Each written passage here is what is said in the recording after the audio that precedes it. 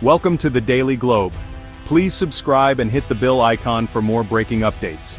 The world is watching as the U.S. Supreme Court prepares to rule on a case that could reshape global trade and redefine presidential power.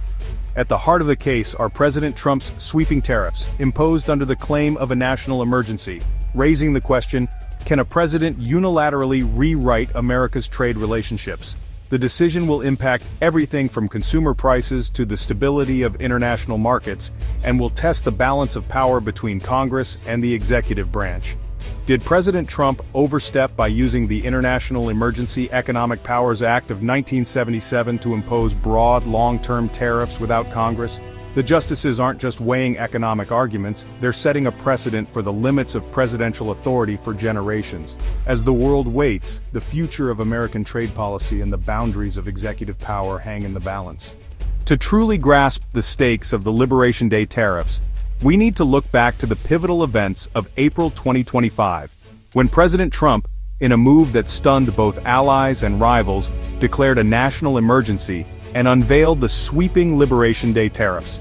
These tariffs, which range from 10% to a staggering 50% on imports from more than 70 countries, were justified under the rarely used International Emergency Economic Powers Act, or IEEPA. The administration cited two main reasons for this dramatic action. First, to target countries allegedly linked to the devastating fentanyl crisis that was gripping American communities, and second, to address the persistent U.S. trade deficit by imposing broad, reciprocal tariffs on trading partners seen as unfair. This unprecedented use of IEEPA to reshape trade policy drew immediate and fierce legal challenges, with critics arguing it dangerously expanded presidential power far beyond its intended scope. Businesses, trade groups, and several states quickly filed lawsuits, claiming the president was usurping Congress's constitutional authority over tariffs and international commerce. The Liberation Day tariffs marked a sharp and controversial turn away from decades of U.S. free trade policy, signaling a new embrace of protectionism as a tool to reshape global commerce and assert American interests. Supporters hailed the move as a necessary defense of American jobs and industries, arguing it was long overdue in the face of foreign competition and economic threats. But opponents warned that such sweeping tariffs risked igniting a global trade war, driving up prices for consumers, and causing significant economic harm at home and abroad. This fundamental clash over the purpose, legality, and consequences of the Liberation Day tariffs quickly propelled the issue to the Supreme Court, setting the stage for a historic legal and political showdown. The legal battle was swift and fierce, igniting a nationwide debate over the limits of presidential power and the economic consequences of sweeping tariffs. A coalition of businesses and states quickly mobilized, arguing that the tariffs caused direct and devastating harm. Companies like Learning Resources and Hand2Mind, for example, faced a staggering $100 million in projected losses, threatening jobs and the stability of entire communities. Smaller manufacturers weren't spared either. Terry Cycling, a family-run business, braced for a $1.2 million financial blow, putting its future and its workers' livelihoods at risk. In the lower courts, judges sided with the challengers, ruling that the International Emergency Economic Powers Act, known as IEEPA, did not grant the president authority to impose such broad long-term tariffs on imports outside of a true emergency. The U.S. Court of Appeals went further, declaring that President Trump had exceeded his legal authority and invalidating most of the controversial Liberation Day tariffs, sending shockwaves through the administration. However, the court's decision left untouched the pre-existing tariffs on steel, aluminum, and auto parts, industries already deeply affected by earlier trade disputes and policy shifts. Refusing to back down, the Trump administration appealed to the Supreme Court. The nation's highest court agreed to fast-track the case, allowing the tariffs to remain in effect while the justices weighed the constitutional questions at stake. At the heart of the case is a fundamental question. When Congress passed IEEPA, did it truly intend to hand over its exclusive tariff-making power to the executive branch, or did it set clear limits to prevent overreach? Opponents of the tariffs point to the landmark 1952 Youngstown case, where the Supreme Court famously limited presidential emergency powers, arguing that this precedent should guide the current dispute. Now, the Supreme Court faces a pivotal decision. Were the president's actions a necessary use of emergency authority, or a clear overreach that threatens the balance of power? The outcome will not only determine the fate of these tariffs, but also set lasting boundaries for how future presidents wield emergency powers in shaping America's economic policy. In the Supreme Court, both sides present starkly different visions of presidential power. The administration argues that tariffs are a necessary tool to protect national security, citing the fentanyl crisis and trade deficits as emergencies justifying swift executive action under IEEPA. They claim Congress intended the law to give presidents broad flexibility in times of crisis. The challengers counter that only Congress can levy tariffs, and that IEEPA was never meant to authorize sweeping permanent trade barriers. They argue the president's emergency declaration is a pretext for protectionism, not a genuine crisis.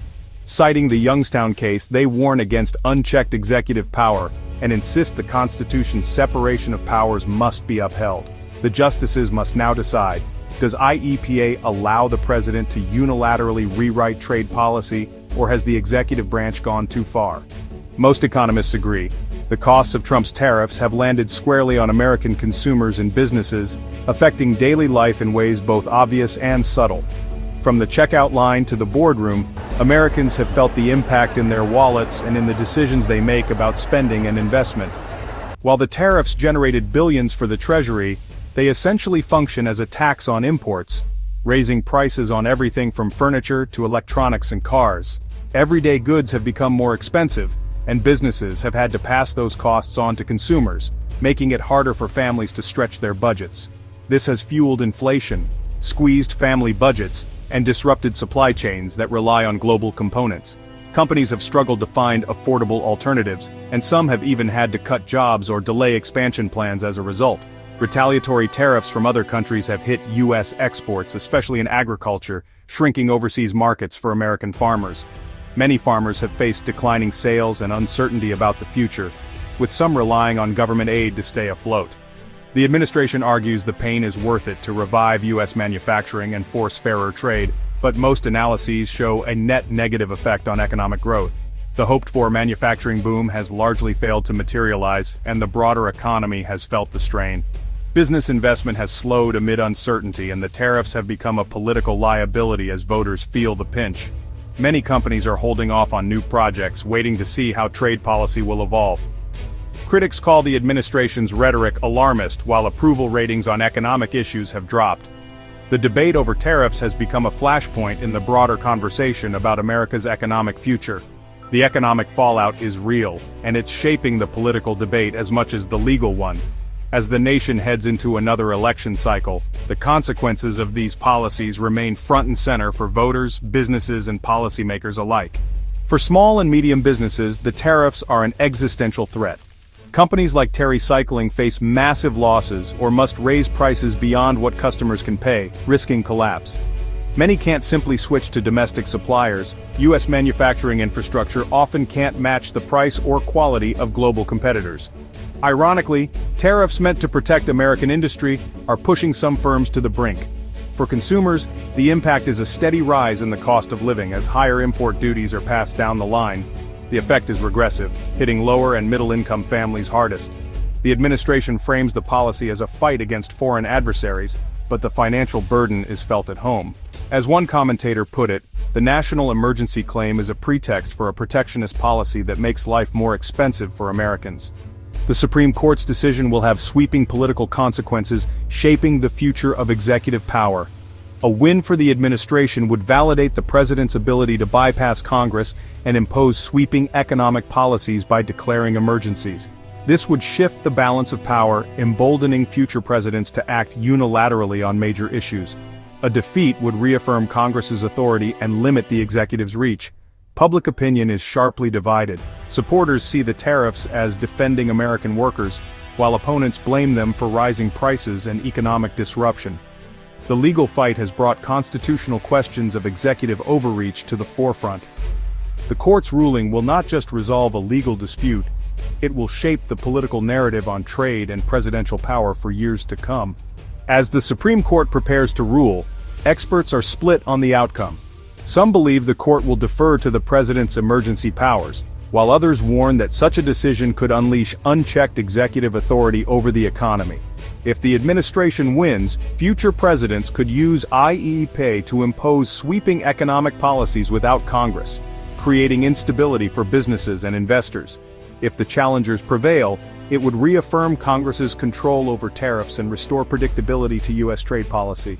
The decision will hinge on how the justices interpret congressional intent and balance national security claims against constitutional limits.